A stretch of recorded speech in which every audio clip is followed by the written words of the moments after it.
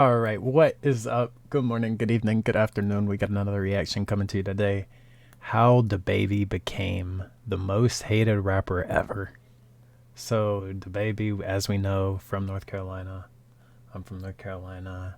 So I know he has some songs where I know what he's talking about. So let's not waste DaBaby any has time. slowly Let's become see the what internet's happened. most hated Hope you rapper. guys enjoy. What did he do to earn this title? Well, his actions range from insulting fans to getting angry at flight attendants. However, the very first thing that began to turn DaBaby's audience against him was the time he'd get into a beef with kids YouTuber JoJo Siwa. The argument began after DaBaby would post a song titled Beatbox Freestyle, in which he'd hold up a photo of JoJo Siwa and call her a bunch of nasty names. The snippet was instantly shared to Twitter, where it gained over 1 million views and 42,000 likes on a post reading, "What TF did JoJo Siwa do that made DaBaby mad like that?" While some joked about DaBaby calling her out over a height insecurity, most were simply baffled that DaBaby would target a kid's YouTuber. She's literally a child, kinda out of line to be honest. Yo, that is funny AF, he really came for a whole kid, which accompanied a post by James Charles reading, "Can someone please explain why DaBaby is dissing JoJo Siwa when she's 12 years younger, 10 times richer, and 2 inches taller than him?" Now, DaBaby had absolutely no business in responding to these comments, as they weren't really even criticism. A lot of the responses were supportive, such as, "I don't think he meant nothing of it, probably just needed something to say," and the others were simply surprised that DaBaby went there, which is literally how DaBaby described his own branding. I'm gonna say, I can't believe he said that. However, despite also stating that he wasn't the type of guy to respond to things online, When it's said outside of music and I'm expected to respond and clear it up without using music, that ain't what I do. he'd still take to Twitter to squash the drama in a post reading, "It's JoJo Siwa. My 3-year-old princess is your #1 fan. I bought her every product you have out, she thinks she you.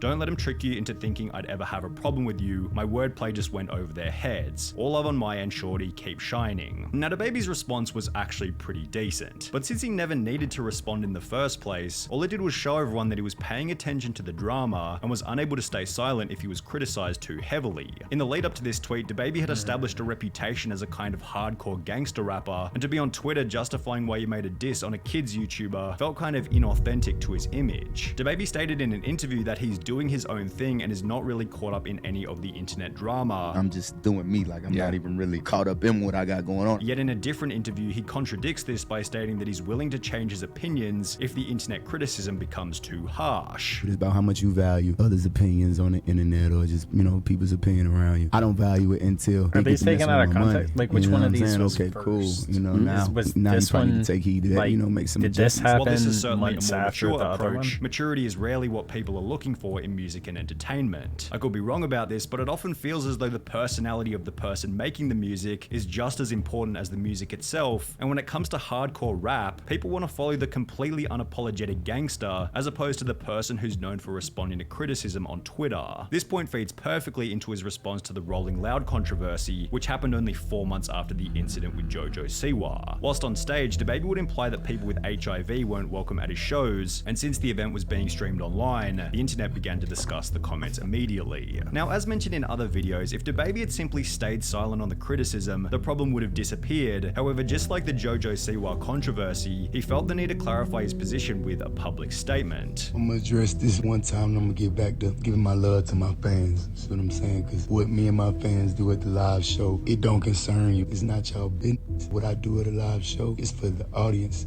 at the live show. It'll never translate correctly to somebody looking at a little 5-6 second clip on their phone. It just don't work like that. This Instagram live stream only led to more people discovering what he had said, and shortly thereafter, celebrities such as Elton John, Madonna, and Dua Lipa were stating on Instagram that they were surprised and horrified at DaBaby's comments. DaBaby stated that he wasn't worried at any point during the Rolling Loud controversy. Were you kind of scared, like how everyone was like trying to cancel you and shit like that? Nah, I wasn't scared. That was probably my problem. However, this is a complete contradiction to his actions, because if he wasn't scared, he wouldn't feel the need to take to Twitter and apologize, which is what he would do after the Instagram live stream. "I want to apologize to the LGBTQ+ community for the hurtful and triggering comments I made. Again, I apologize for my misinformed comments about HIV/AIDS, and I know education on this is important." Going back to the problem of authenticity, DaBaby would go on to state that he didn't even agree with his own apology. Even though, I don't agree with it, you feel me? Like, you know, if this the example that gotta be made, if this what God want me to go through, you feel me, for whatever reason, let's do it, I'm with it. And that he only put it out because at a certain level, you have to move in a different way. You get to certain levels in it, you know, you gotta make adjustments, you know what I'm saying, and move a certain way. It's simple, you know. Ironically, he's talking to Charlemagne, who wrote a book on how living an authentic life is the quickest path to success, which is something that DaBaby himself highlighted as the reason behind why he's been so successful. What makes you different? I'm like, why do you have that drive? You know what I'm saying? Like, I'm just me. Yet going back on his own statements and posting insincere apologies was the opposite to being his authentic, brutal rapper image. As a rapper, somebody who can speak freely, and I'm not one to do all that hard work day in, day out, make all these sacrifices, get there just to be controlled. I want to like see a on a puppet, you know what I'm saying? timeline That ain't where how I get all out. Now, it didn't seem like these DaBaby actually had interviews any are problems with the people exactly. he called out. Anybody from the LGBTQ community, any of that, bro, I am not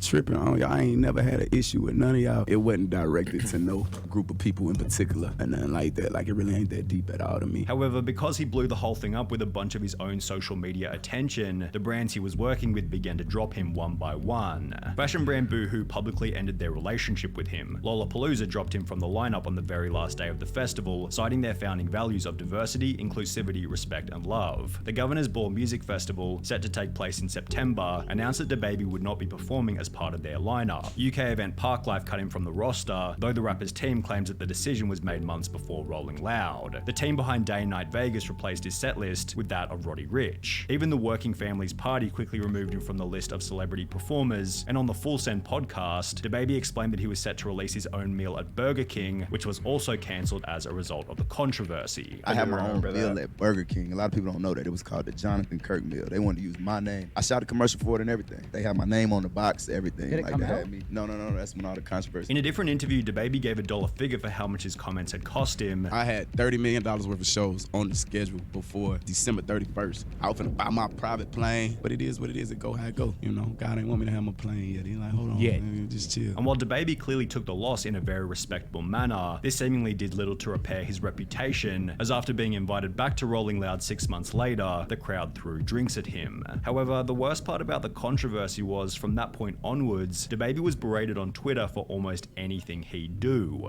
For example, people brought up the time where he'd attack a fan at a club for putting a flashlight in his face, resulting in another apology video. I do sincerely apologize. Keep in mind, I couldn't see you. Accompanying another bizarre clip of him being rejected whilst trying to kiss a fan, which also warranted some kind of strange Instagram response to the event. And he just kept making mistake after mistake after mistake after mistake after mistake. There was also the time where he'd make what seemed to be a satirical tweet stating that he was voting for Kanye, which warranted responses such as, "Waste, I can't believe you're even promoting this. Baby, you got too big of a platform to be tweeting this nonsense. Bruh, you're not even eligible to vote," which accompanied a different, more recent video where he'd get angry at a flight attendant for not combing her hair. We gonna pay all that for that flight. You gonna comb your head. Straight up. Nah, dog. We gonna pay all that.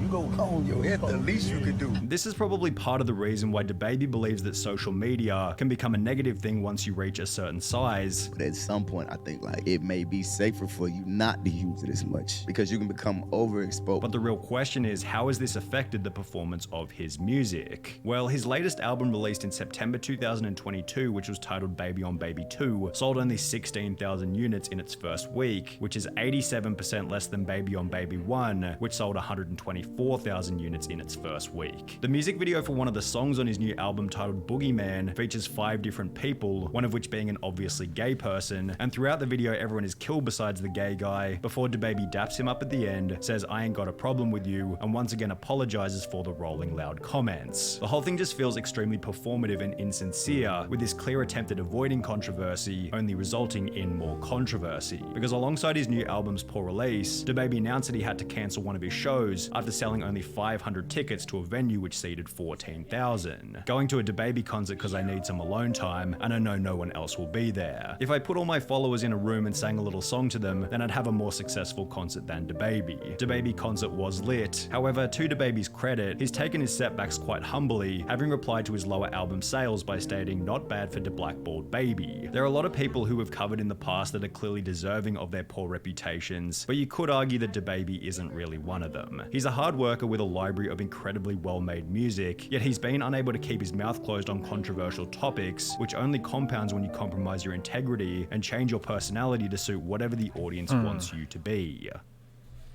Bring more. That's rough. That was actually really good, but I mean, you gotta be true to who you are.